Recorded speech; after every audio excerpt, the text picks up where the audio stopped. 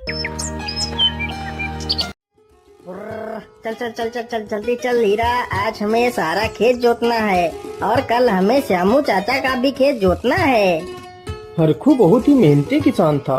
वह दिन भर अपने बैलों के साथ मिलकर लोगों के खेत जोता करता था। अरे बाप रे बाप, इतनी कड़कती धूप में तो मेरे पैर आगे ही नहीं बढ़ रहे हैं। चलो थोड़ा सा पानी पी लेता हूँ। हरखू आराम से पेड़ की छांव में बैठकर पानी पीने लगता है। ओहो, पानी पीने के बाद तो मेरा मन थोड़ा सा आराम करने को कर रहा है। चलो चलो थोड़ा सा आराम ही कर लेता हूँ। हरखू पेड़ की छांव में लेट जाता है और सो जाता है। तभी एक जहरीला सर्प आकर हरखू के एक बैल को डस लेता है तो बैल मर जाता है। अरे राम राम राम, पानी पीने के बाद तो मेरी आँख ही लग गई। चलो चलो अभी तो सारा खेत जोतना है।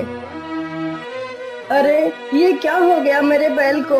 हे भगवान, मेरे बैल को तो किसी जहरीले सर्प ने काट लिया है। अब मैं क्या करूँगा? अपनी रोजी रोटी कैसे चलाऊंगा?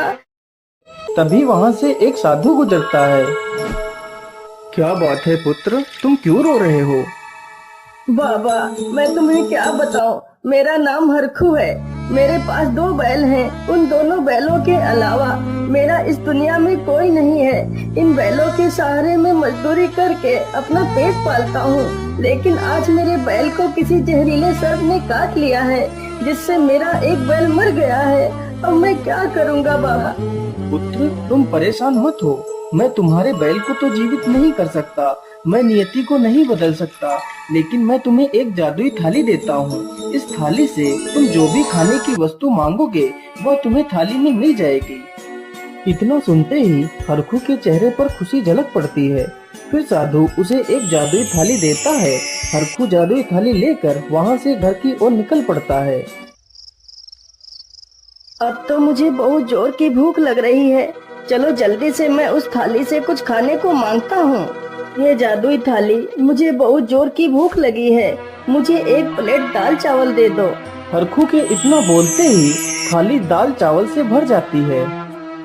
अरे वाह वाह, सच में यह थाली तो दाल चावल से भर गई है। आपका बहुत बहुत धन्यवाद साधु बाबा। अरे घनश्याम भैया, यह हरखू किसान तो कहीं गांव में दिखाई ही नहीं देता है। मुझे भी अपना खेत जुतवाना था, लेकिन हरखू का तो कोई अता पता ही नहीं है। अरे रामलाल भाई, आप यह कैसी बातें कर रहे हैं? हरखू ने तो जुताई का काम बंद कर दिया है। जब से उसका एक बैल मर गया है, तब से वह अपने घर से बाहर ही नहीं निकलता। अरे घनश्याम भैया, ये आप क्या कह रहे हैं? यह सब कैसे हो गया? फिर घनश्याम रामलाल को सारी कहानी सुनाता है। रामलाल हरखू का बहुत अच्छा मित्र था, इसलिए वह हरखू से मिलने के लिए चल पड़ता है।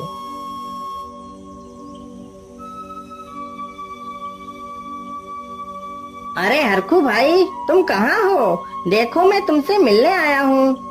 अरे ये कौन मुझे बुला रहा है? चलो चलकर देखता हूँ। अरे मित्र, तुम बोलिए, कैसे आना हुआ मित्र? और तुम बाहर ही क्यों खड़े हो? अंदर चलो। अरे भाई, मैं तुम्हें क्या बताऊं, मुझे अपना खेत जुतवाना था, तो इसीलिए मैं तुम्हारे पास आया था। लेकिन तुम्हारे बैल के बारे में सुनकर मुझे बड़ा दुख हुआ। लेकिन भाई, होनी को कौन टाल सकता है? अच्छा ठीक है, अब मैं चलता हूँ। मैं किसी और से खेत की जुताई के लिए उसे ढूंढता हूँ। अरे रामलाल भाई, आप तो इतने दिनों के बाद मेरे घर आए हैं, तो कुछ खा पी लीजिए, फिर चले जाइएगा। क्या हुआ मित्र, तुम चुपचाप क्यों बैठ गए? तुम क्या सोच रहे हो? बताओ, तुम्हें क्या खाना है? मित्र, वैसे तो मेरा मन दही और जलेबी खाने को कर रहा है, लेकिन दही जलेबी मेरी किस्मत में कहाँ। रामलाल भाई, आप चिंता मत करिए, मैं तुम्हारे लिए दही जलेबी लेकर आता हूँ। इतना कहकर हरखू तुरंत ही अपनी जादुई थाली के पास जाता है। मुझे दही जलेबी दे दो।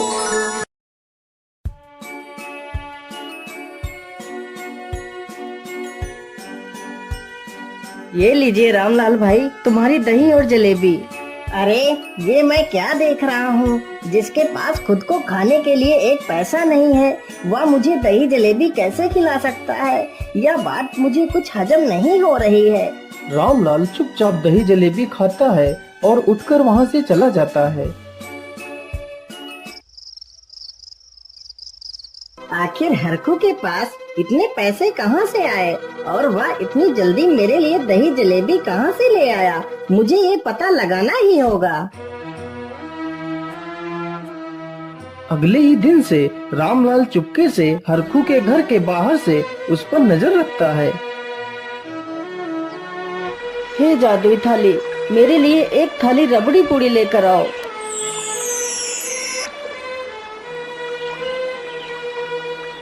अरे बाप रे बाप, तो यह बात है, इसके पास तो जादुई थाली है। क्या करूं, क्या करूं? मैं इस थाली को कैसे लूं? कोई उपाय सोचना होगा।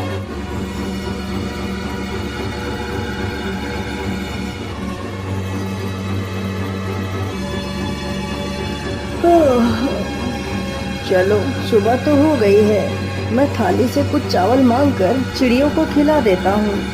अरे मेरी थाली कहाँ गई? मेरी थाली तो यहीं पर रखी थी, तो फिर थाली कहाँ जा सकती है? हे भगवान, मेरी थाली को कौन चुरा कर ले गया? हरखू दुखी मन होकर फिर से उसी पेड़ के पास जाकर रोने लगता है। तभी वहाँ पर वह साधु गुजरता है। अरे बेटा, अब तुम्हें क्या हुआ? अब तुम क्यों रो रहे हो? बाबा, मैं तुम्हें क्या बताऊं? आपने मुझे जो थाली दी थी, वह थाली कोई चुरा कर ले गया है। अब मैं क्या करूं बाबा, आप ही बताइए। बेटा, तुम परेशान मत हो, मैं अभी ध्यान लगाकर देखता हूँ तुम्हारी थाली किसने चुराई है। फिर साधु ध्यान लगाकर देखता है।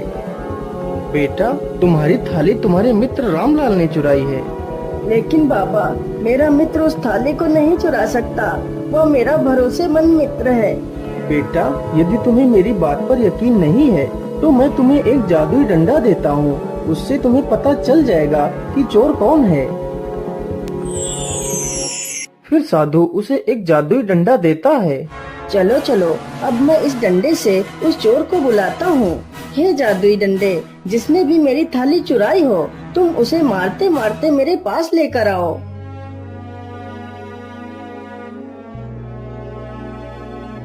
अरे अरे, ये क्या नई मुसीबत है? यह डंडा हवा में कैसे उड़ रहा है? अरे आप भागो यहाँ से।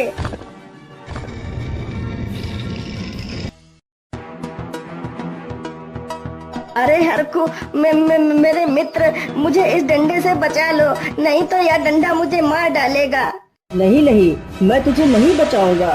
तू मेरा मित्र होकर भी मेरी थाली चुरा ले गया। अब तुझे यह डंडा नहीं छोड़ेगा जब तक तू मुझे मेरी थाली वापस नहीं करेगा। हाँ हाँ भाई, मैं तो तुम्हारी थाली वापस कर दूंगा। कृपया कर मुझे इस डंडे से बचा लीजिए। अच्छा अच्छा, तुम रुक जाओ जादुई डंडे, तुम शांत हो जाओ। रामलाल तुरंत अपने घर जाता है और थाली लेकर आ जाता है।